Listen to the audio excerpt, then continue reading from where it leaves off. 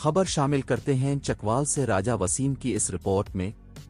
ضلعی صدر راجہ رضوان ڈنڈوت اور ضلعی جنرل سیکریٹری راجہ مظہر ہسپتال کی زیر اہتمام